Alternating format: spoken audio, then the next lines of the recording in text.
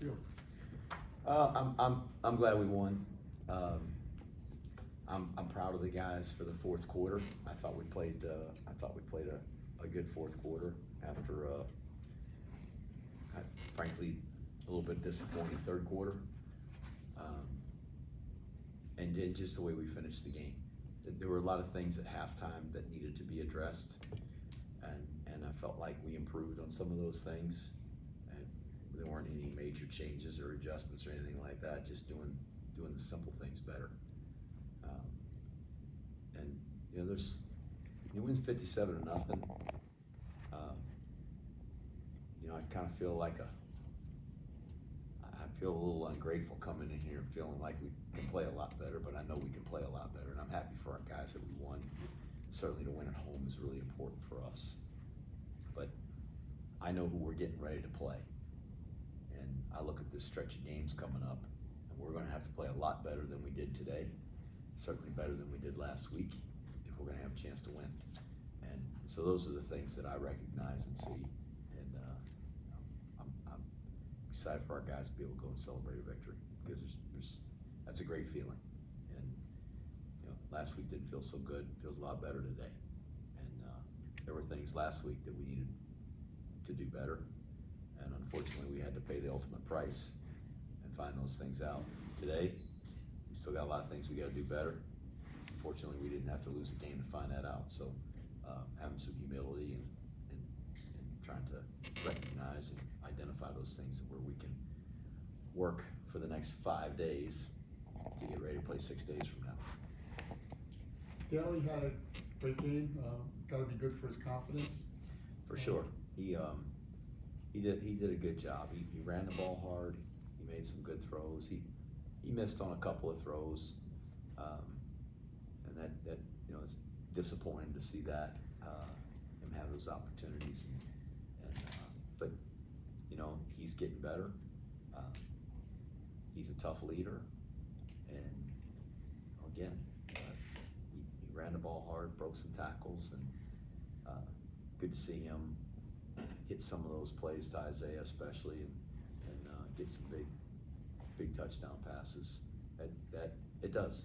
It doesn't matter if you complete a pass for 6 yards or 60 yards. It feels good to complete a pass and gives you some confidence as a thrower.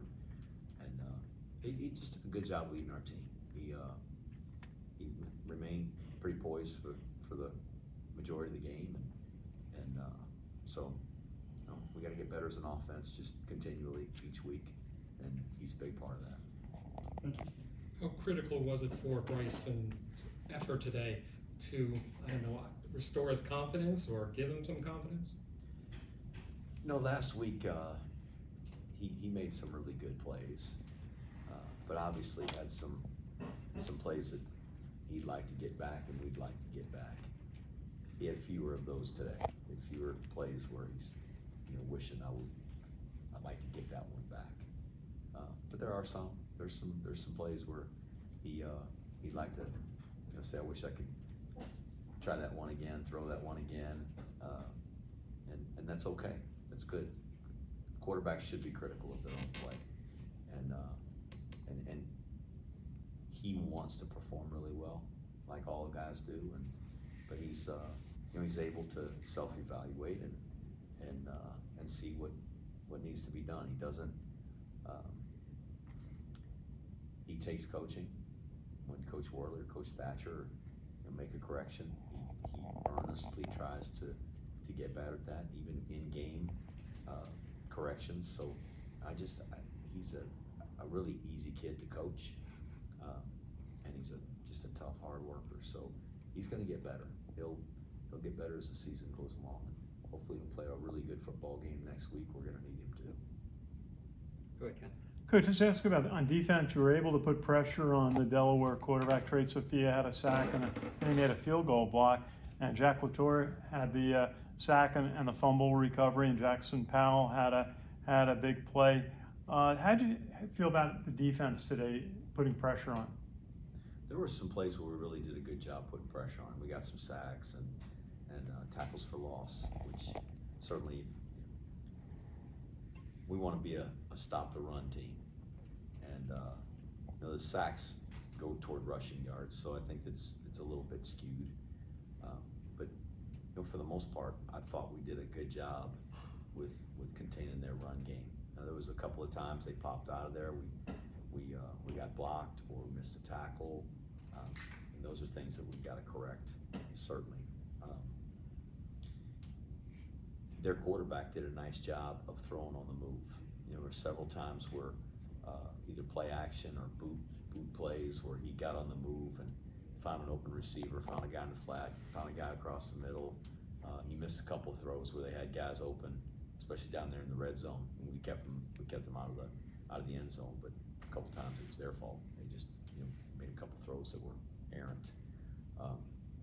But our guys kept playing, and like I said, to start off with in the fourth quarter, we got them out there in 3 and out, made them punt, 3 and out, made them punt, and that was super positive to finish that way. But there's things we got to correct, Ken, and it wasn't a perfect game by any stretch. When you have a shutout, I think often those that look from the outside in say, what could be wrong? You shut them out, they didn't score any points. Well, yes, but there are still things that we need to improve on, areas of the field where we need to play better. And we start the third quarter, we go down there and fumble the ball. We're going in. We got a third down pass. We hit the quarterback. We rough him. They get an automatic first down. Next thing you know, it's down there at our 10-yard line. And they march all the way down the field. That's not a positive. It's not a positive. Not a positive for our team. Fumble the ball, have a foolish penalty, let them drive the ball all the way down the field. Those are things we got to improve on. And though they didn't score any points, we got a lot to fix. Quick question, Zach Mundell, a wide receiver, you had described him as a quarterback prospect in August, and is that his new position? Oh, I think he's still a quarterback, but he can help our football team. He's quick, he's athletic, he's got good speed, and so we just wanted to get him in the game. And that was a place we knew we could get him into the game. He wasn't going to be the starting quarterback today, but he's the kind of athlete that we'd like to play at quarterback in this system. And he was in the last system. He's an athletic, tough runner, fast. He's different as an athlete. And so I think he remains a quarterback, but we're going to try to get him on the field wherever we can. So today that was playing him at receiver. And no Dwayne Coleman today. Dwayne Coleman. We had intended to put him in on a final drive. My intent was this in the third quarter, was to have a scoring drive for Bryson Daly to start the third quarter, to give him a chance to come out of halftime, go take a drive down and score. Well, we fumbled the ball.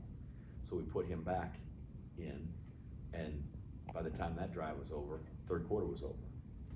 So we gave the next series to Larry Robinson. We wanted to give him a series. Larry's a really good player, played in our prep school, and we wanted to see him operate. He did a nice job. And so we put him in for a second drive, and he scored on that drive. And so we wanted to put Champ in. When we put Champ in, he had a drive, and I said to Cody, we got to give a drive to Dwayne Coleman. And he said, absolutely, we'll put him in on the last drive. Well, as it turns out, the time ran out, and we didn't have a chance to get him in there. And it's no fault of his. We just ran out of series. And in the third quarter, had we done what I hoped we would do and go down and score on the opening drive, we probably would have got every one of those guys a series and then started the rotation over again. Thank you. Coach, can you talk about Champ played that last series in the first half? Was that just a situational thing that you wanted to get him into, or? We did. There was less than a minute to go. But Champ is a really good athlete. He's really good on his feet. He's got a very capable arm. He's long and athletic. When he pulls it down, he can run it. We watched him all preseason camp making plays on his feet. And so in that situation, we wanted to give him a chance because of who he is as an athlete, to be able to pull it down and maybe make a big play on his feet if he had to go in there and just see how he would respond. And the first play, he probably held the ball a little bit too long. He could have pulled it down. It was kind of an open middle, and I hoped he would kind of run the ball up in there. And then the second play, he probably could have held it just a shade longer. Now we had a timeout, and I was able to talk to him, and I said, look, don't hang on to it so long. You can pull it if it opens up and go. So what do you do the next play? He's a freshman. He's listening. He ran around the edge. And then we completed a couple of passes and got ourselves in field goal range. And I thought about making one throw to the end zone, but I really thought we probably got as good a chance to kick a field goal here and get 3 points as we do complete a Hail Mary at the end of the half. And Cole has got a really strong leg, and he had enough leg, he just pushed it over to the right. I wanted to give him a chance to do that, and really to see him make that kick and perhaps give us some confidence for down the road in kicking a long field goal. And I thought that was a little bit outside of Moretzky's range. He's got a really accurate leg and a strong leg. He's kicking the ball better than he ever has. But Cole, you watch him kick off. I mean, those are cannon shots. He hit the upright about halfway up the sticks that won. I mean, he's got a strong leg, so I wanted to give him a shot at that. Unfortunately, he pushed it over to the right side.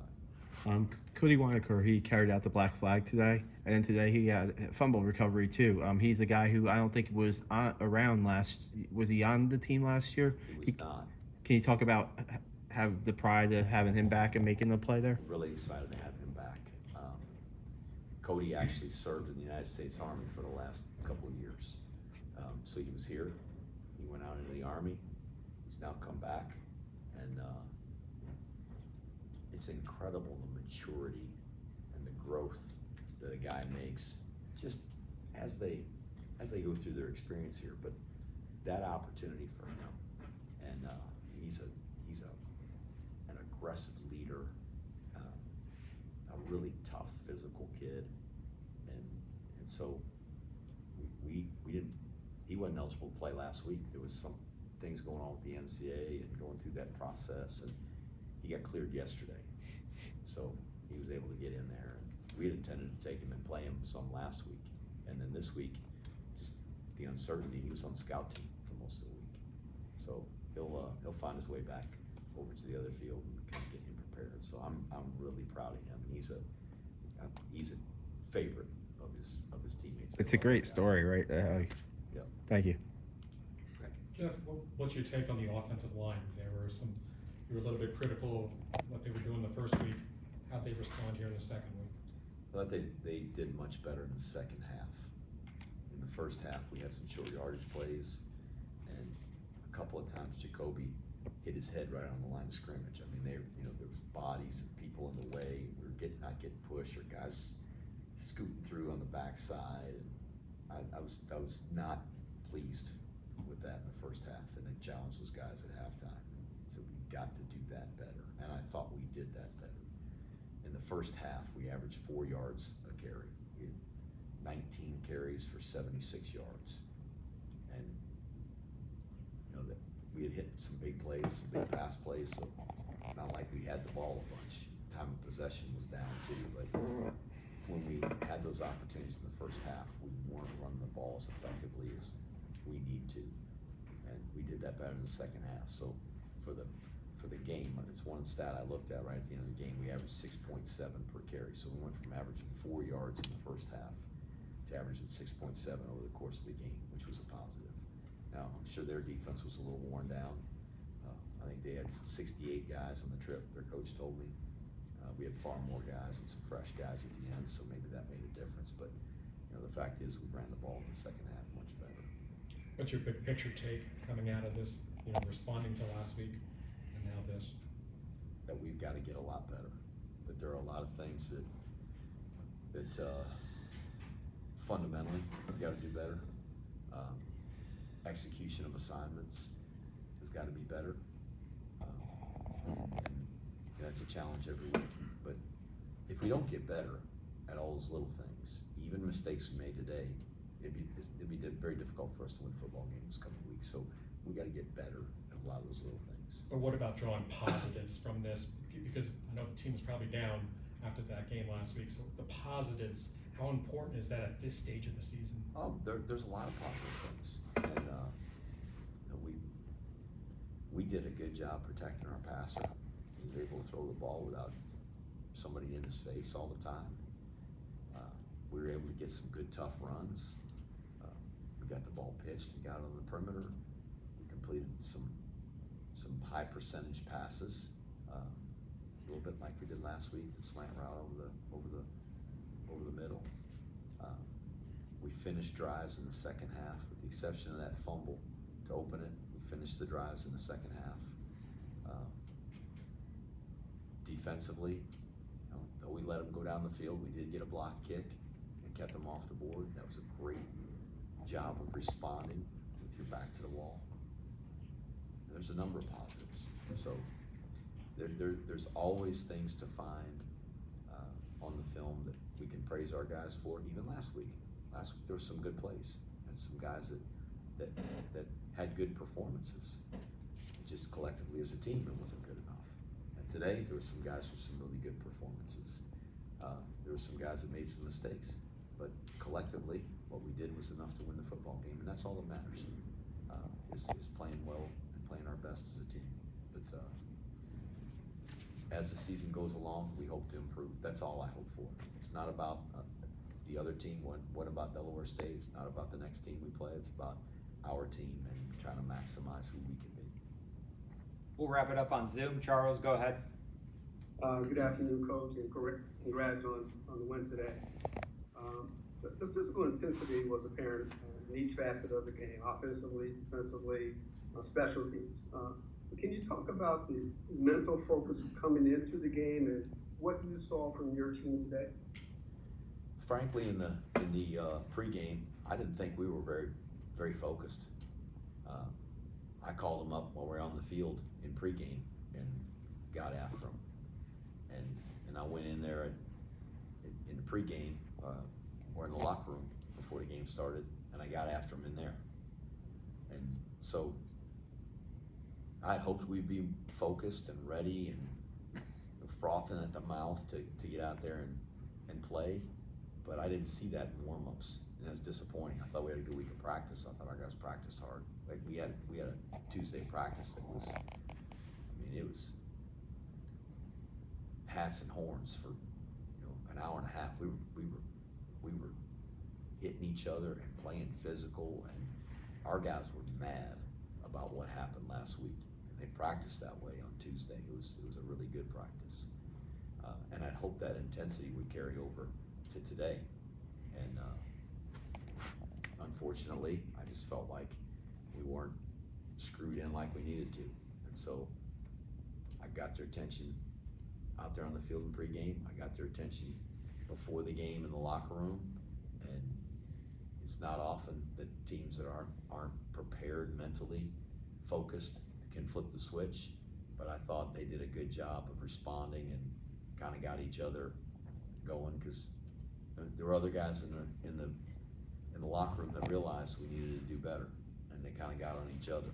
That the courage to hold other people accountable. And so I thought we came out and played hard and played physical, which is important, and that paid off in some kind of important places or moments in the game today.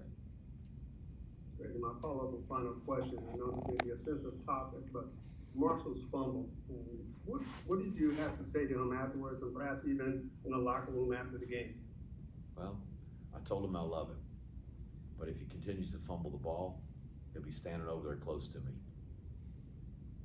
And that's the bottom line. It's unforgivable to fumble a football. And he fumbled one last week, and he felt bad about it. He felt like he let the team down. And he felt really bad today because he felt like he let the team down. And the fact is when you make a critical error like that, you do let the team down. And so I'd be letting the team down if I didn't make it really, really important to him that he never allow that to happen again. And we made an emphasis this week, and we practice ball security every day. I mean, every day. And to not have two hands on the ball in that situation, again, is just, we couldn't coach it any harder than we're coaching it. And I'm not pointing the finger at Ajan, but the bottom line is players make plays. They have to go out there and make the plays. They're the only guys that can make it. The coaches can't make those plays, the trainers, the equipment managers, the guys standing on the sideline in the uniform that aren't in the game, they can't make the play unless they're in there. When you're in there, you gotta make the play.